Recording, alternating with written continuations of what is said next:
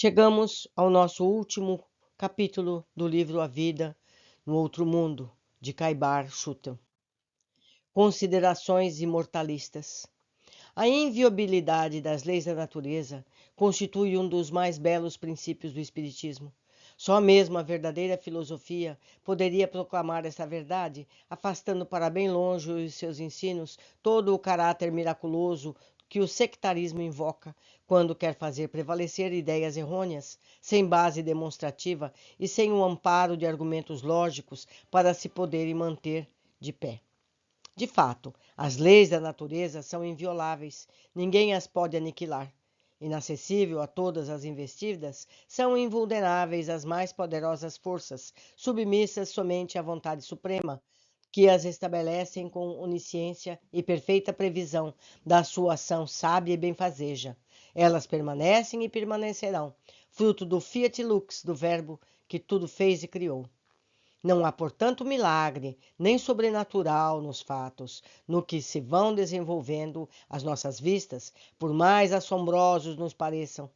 O fogo, a luz, o vapor, a eletricidade, os raios vitais, as claridades ódicas, as ondas hertzianas, os íons, os elétrons, existem na natureza de toda a eternidade, embora só tivessem sido descobertos com o correr do tempo e do progresso das gerações. A verdade se manifesta sempre oportunamente e quando inteligências amadurecidas estão aptas para recebê-la. Ela, como a principal manifestação da lei divina, não vem cercada de privilégios, nem de exclusivismos. É sóbria em seus cometimentos, regendo de modo admirável a evolução dos povos no seu incessante caminhar para um progresso cada vez maior em perfeição, sem jamais atingir um limite final, pois não existem delimitações em instância alguma no universo. No plano físico, das formas, os mundos, os corpos, tudo progride na ânsia insaciável da estética, do belo, do plano psíquico, os seres se transformam e se aperfeiçoam. Na ciência, na arte, na moral, nos meios de comunicações que se entretêm as relações fraternas para aperfeiçoamento das raças, dos espíritos que se revelam para a espiritualidade. Os seres humanos anseiam pela luz e Deus lhe envia luz. O ser humano sente desejo e necessidade de progresso e Deus lhe faculta meios de ascensão para os planos superiores da criação. Em 1848, a pequena aldeia de Hydesville, nos Estados Unidos, foi abalada pelo fenômeno supranormal que se originaram no seio da família Fox e viam, por certa forma, estabelecer uma nova orientação na vida dos seres humanos entregues à materialidade. Anteriormente, em 1837, o Dr. Larkin, médico na cidade de Renton, Massachusetts, interessado nos fenômenos do magnetismo, obtivera, até 1847, uma série de fenômenos transcendentes, tão maravilhosos, ou talvez ainda mais que os verificados em Hydesville. Não eram esses fatos senão a reprodução acentuada de outros tantos que vinham definitivamente abrir uma era nova para a humanidade. Pelo menos é o que se pode concluir das visões de Emanuel Swedenborg, das diversas experiências supranormais realizadas por Jung Stilling, Lavoisier, Einstein, esse nome eu sou incapaz de falar porque só tem consoantes, e outro idem, Schumann, Werner, Gassner, Oberlin, bem como o Dr. Justinus Kerner, citadas cuidadosamente em outra obra pelo autor deste livro, com o fim exclusivo de demonstrar a generalidade da ocorrência desses fenômenos, que outra coisa não eram senão a manifestação natural de certas leis, a suscitar a necessidade de uma meticulosa observação que conduziria o homem à compreensão dos motivos que determinam esses fenômenos. Deve-se ver que tais fatos se reproduziam com intensidade por toda parte, espontaneamente e também provocados, como que verificou em algumas comunidades de Quakers, nas experiências espíritas de Afonso Chanet, como a sonâmbula Adele Martineau, 1845 e 48, e com o célebre vidente americano Andrew Jackson Davis, cujas obras expõem bem claramente as suas visões supranormais e suas transcendentes revelações. em toda a Europa, em seu turno, não se falava em outra coisa, senão nas mesas girantes, novidade que chegou a constituir divertimento de salões. Foi quando, em vista de tão insólitas perturbadoras manifestações, surgiu o nascido em Lyon, um missionário que, pondo em relevo os fatos antigos, assinalados na história, absolutamente semelhantes aos que estavam produzindo e de acordo com o pensamento de Jesus Cristo, azarado nos evangelhos, proclamou a nova revelação, estabelecida para guiar a humanidade no caminho da espiritualidade, para que se fizesse no mundo o reino da paz e da eternidade. Todas as manifestações do saber teriam que receber irrevogavelmente um novo impulso. A ciência, despojando-se do orgulho de falsos conhecimentos, a religião do apego a dogmas e ao mercantilismo, unir-se-iam sobre as bases inflexíveis da imortalidade. O reinado do ouro daria lugar ao império da verdade, para que os povos, livres dos preceitos autoritários das academias e das igrejas, realizassem pelo estudo, pela meditação, pelo trabalho, as suas altas aspirações.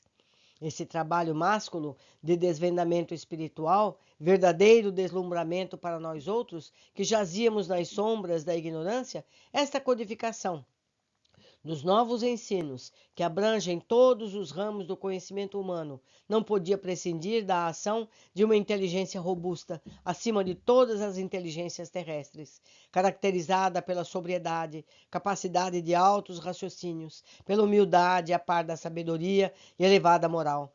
Foi justamente nessa ocasião que surgiu na França uma das maiores celebridades que o nosso mundo hospedou, Léon Hippolyte Denisard Rivail, pseudônimo Allan Kardec.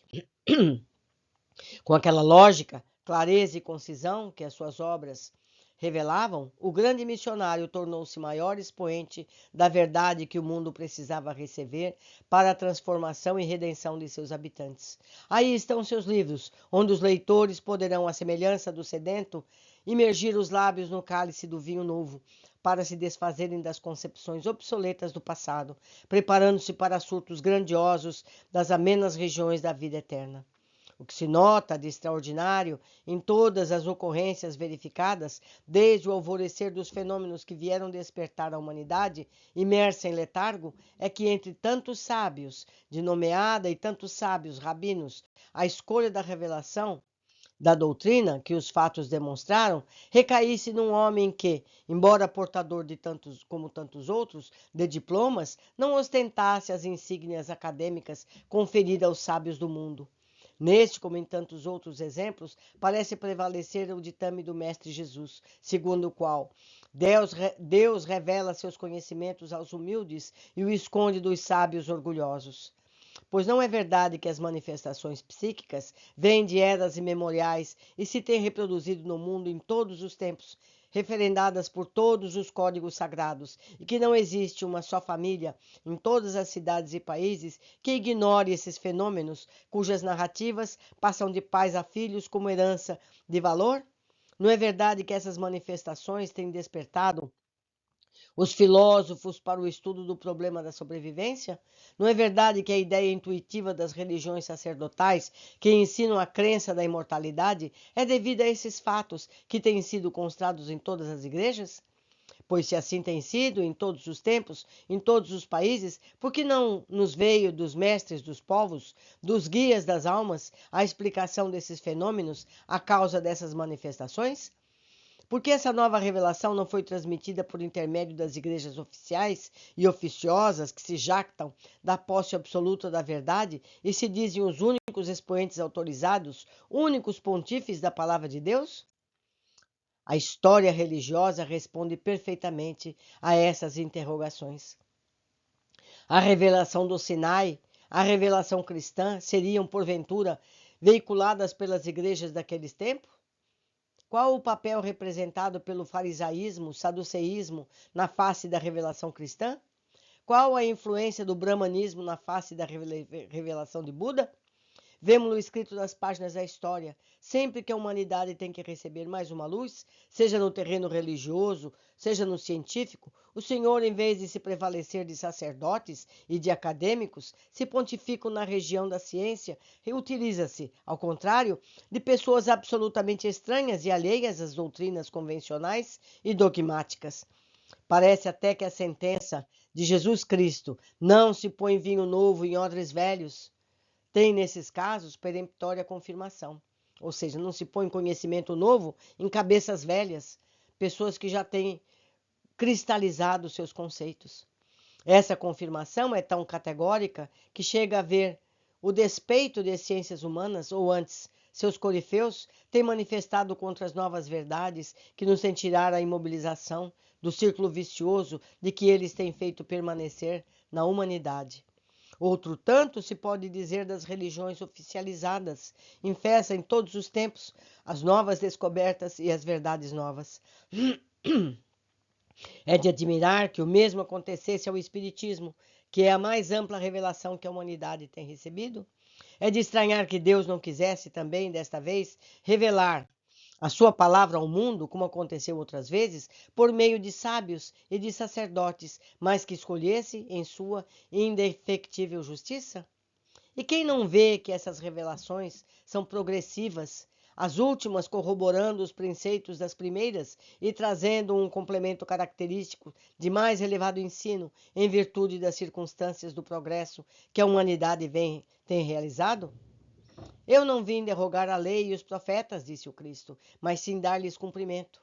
É assim que a lei se vai tornando cada vez mais conhecida, à medida que os seres humanos crescem no seu conhecimento. E os profetas, ou sejam os médiuns, ou intermediários da vontade divina, também sentem aumentar e diversificar em si mesmos os seus dons, na razão direta da expansão da lei em sua sublimidade moral e espiritual. A primeira revelação, dada por intermédio de Abraão, não diz mais que a existência de um Deus único, Deus vivo, que está em toda parte e em quem devemos crer e confiar. A segunda revelação, vinda por intermédio de Moisés, a revelação do Sinai, já é um código de mandamentos e preceitos, além de sua primeira ordenação, repetir a revelação abraâmica. Como se vê, a revelação mosaica não veio destruir a revelação abraâmica, mas cumpri-la e ampliá-la, prescrevendo ordenações que não se achavam prescritas na revelação anterior. Por outro lado, observem os tempos abraâmicos e mosaicos quanto às manifestações do além dadas pelos profetas, e ver-se-á claramente que as revelações pessoais tiveram nessa época grande repercussão. Os médiuns, que são os profetas, se multiplicaram tanto e tanto abusaram de suas faculdades que Moisés chegou a proibir os encantamentos e adivinhações, as invocações dos mortos, impondo como legislador e chefe do povo de Israel penas severas a quem transgredisse o seu decreto. Ou seja, havia essa comunicação, abusaram dela. Se há essa comunicação é porque o outro lado existe.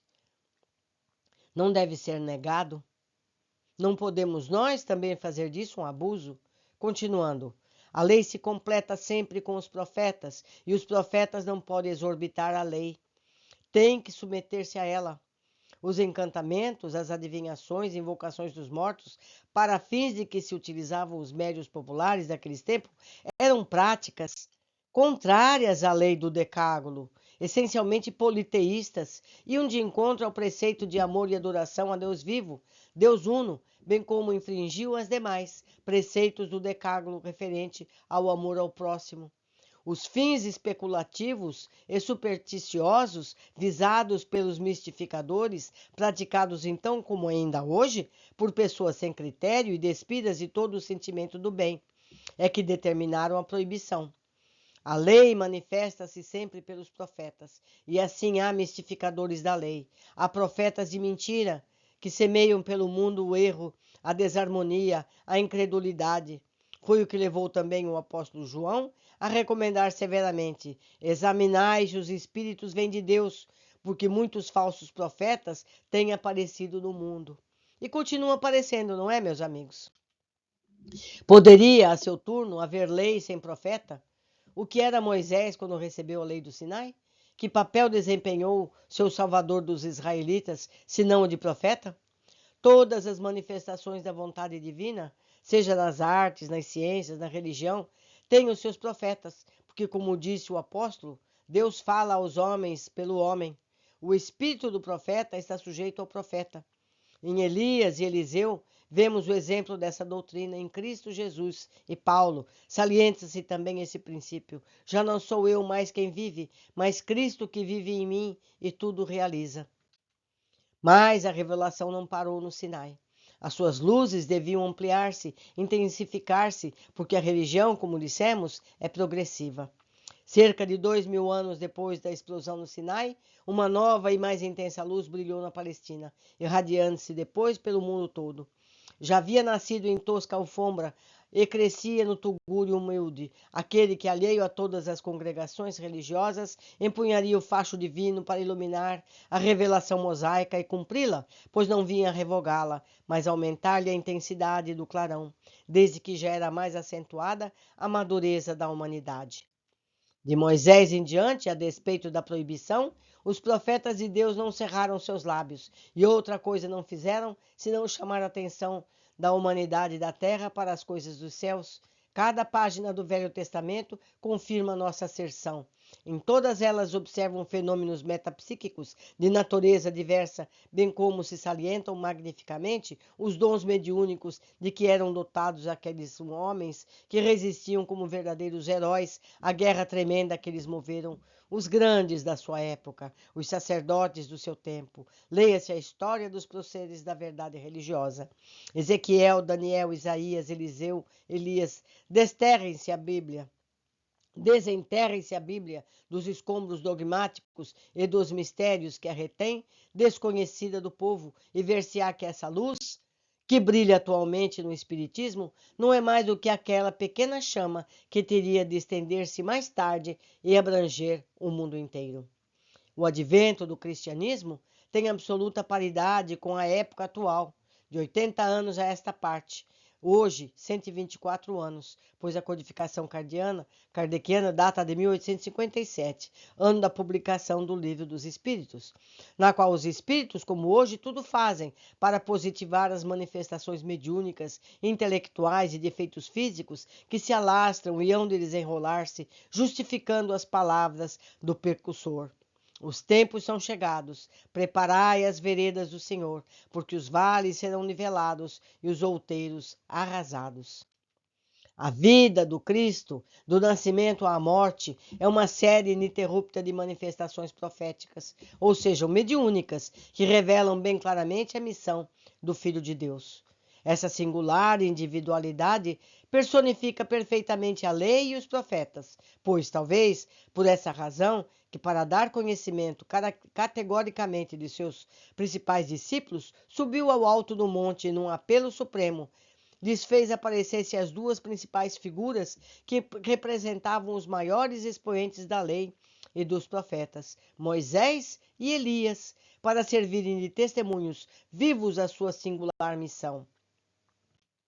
Essa é verdade, mas que confirma com as sucessivas aparições do Senhor, depois da crucificação, lembrando a lei e exortando os profetas a cumprirem a sua tarefa.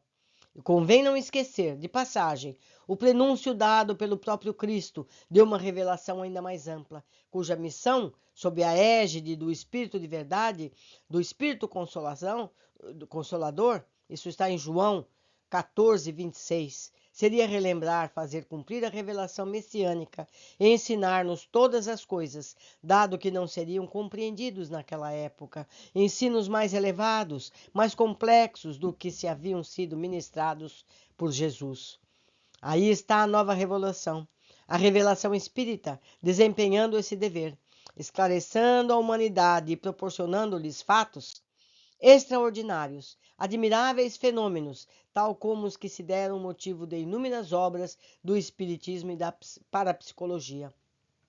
Não é de admirar, pois, a frequência acentuada da diversidade dessas manifestações, que tendem a multiplicar-se mais e mais, mostrando-nos a aplicação incessante desses fenômenos que marcarão uma nova era no estabelecimento das verdadeiras relações da humanidade visível com a humanidade invisível entre o mundo terreno e o mundo espiritual. É o caso que repetimos com o apóstolo Paulo. Em parte conheceremos e em parte profetizamos, mas quando vier o que é perfeito, aquilo que é em parte será posto à margem. Ainda estamos vendo tudo por espelhos de enigmas, mas veremos face a face. Por isso, ao concluir este trabalho, entrevemos um progresso mais elevado, mais profícuo para a nossa própria felicidade. O túmulo não é o ponto final da existência. Nosso destino é grandioso. Existem mundos de luz, onde reina a verdade, mundos que serão nossas futuras moradas, assim como o progresso caracteriza perfeitamente a evolução gradativa do nosso planeta, que será um dia paraíso terreno. Assim também essa lei inflexível que rege os mundos que abalouçam o éter, nos prepara moradas felizes, dispersas na casa de Deus, que é o cosmo infinito. Tenhamos fé, estudemos, progredamos, porque o estudo e a pesquisa vem a verdade, que esclarece a inteligência, e desta evolução espiritual que nos guia às alturas para compreendermos as coisas do Espírito, coisas de Deus, reserva a todos que os procuram crescer no seu conhecimento e na sua graça. Que a luz da caridade que vamos conquistando nos elimine toda ciência, toda religião, toda filosofia, para podermos, com justos títulos, observar a magnificência do universo e certificarmos-nos da imortalidade e da eternidade da vida. Concluímos esses trabalhos, meus amigos. Espero que vocês tenham gostado e que tenham a vontade de ver os outros livros que aqui estão. Todos eles uns completando os outros, para que possamos aprender, crescer e aplicar esses conhecimentos em nossa vida, amando a Deus sobre todas as coisas e ao próximo como a nós mesmos. Vamos atender os outros, vamos cuidar uns dos outros, para que possamos juntos chegarmos a ter essa felicidade total. Abraços e até nosso próximo livro.